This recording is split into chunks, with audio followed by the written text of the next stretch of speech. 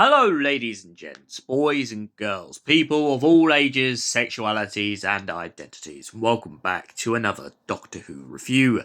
And today's Doctor Who review is none other than the 10th Doctor Adventures, Volume 1. So, what happens in this box set? Well, essentially, we have three stories.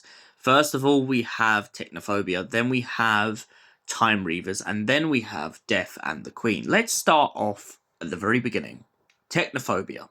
The Doctor and Donna Noble find themselves in the far future, in which they find themselves essentially in a society that has no clue how to use technology, and yet they are very afraid of the phones and everything that's becoming new.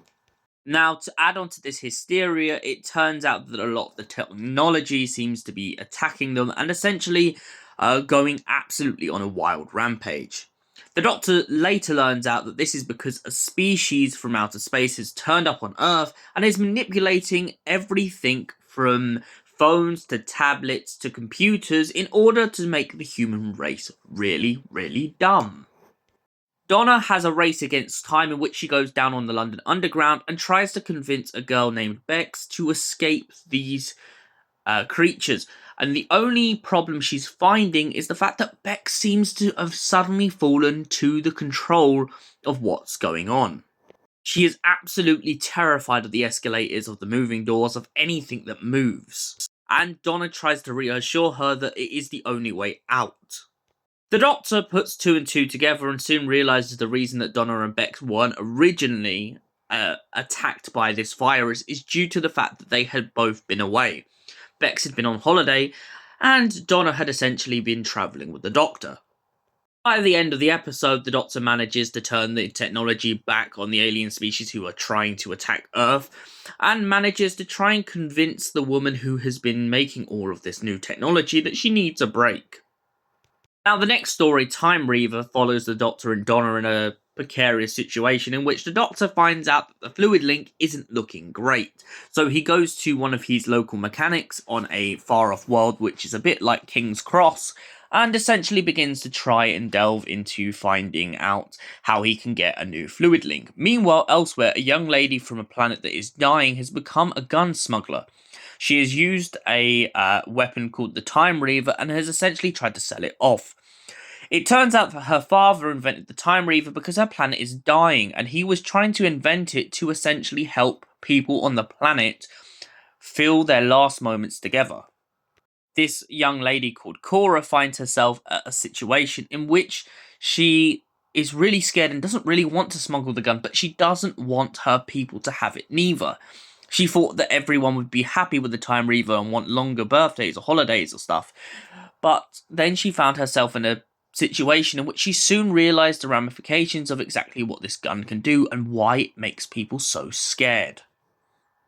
After realising this, she realises that she's in a situation in which she can do something about it, and so she tries to sell it off, except from the fact that she ends up coming into a crosspath with a gangster that looks like a giant octopus. Now, this giant octopus then used the Time Reaver to come up with a bomb, which he then tries to blow everyone in the facility up with. He tries to do this by sticking it with his octopus tentacles to Donna Noble's back. This, in a way, I think is really funny because it kind of hints at the whole idea of Donna Noble having something on her back in Turn Left. Back to the story at large, the Doctor manages to stop the Time Reaver bomb and manages to help everyone out. However, the only problem is once he gets what remains of the Time Reaver technology, he ends up blowing himself up with it, and the rest of them have to hunt down the massive octopus gangster. Oh, also, Cora's father is dead. I should have most probably mentioned that earlier. Yeah, essentially he died falling down a well trying to protect them all from the bomb. Cora then at the end of this episode decides that after grieving from her father's loss, she will go back to her home planet and die with the rest of her species. However, we leave off on a bit of an ambiguous question of whether she did go back, because when she gets to the bus conductor, she doesn't really want to go back home. She feels like she is lost there and she has nothing left to go back for, especially after the death of her father. Now, the final story, Death and the Queen, is a very interesting story. Donna Noble finds herself on a planet and finds herself falling in love with a man named Rudolph. Rudolph seems like the perfect husband to Donna, except from the fact that one, his mother-in-law can't stand Donna, and two, it seems he has made a secret pact with a man named Death. The Doctor realises what's happened. He tries to get to Donna in time to protect her from what's going on. However, Donna being super resourceful, she decides to get all of her handmaids to essentially protect her from what's going on in the castle.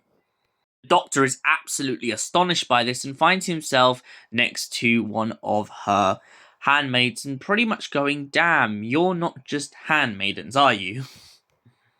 Donna ends up kicking Rudolph's ass at the end of the story and just absolutely is a badass. So, The 10th Doctor Adventures, Volume 1. What would I give this out of 10? It's a very solid story with a very solid kind of premise, and everything I feel like just shows why Donna Noble is such a great companion, and for that reason I give this box set a solid 10 out of 10. Thank you for watching, and we'll see you in the next Doctor Who review. Till then, goodbye, stay beautiful, you beautiful people.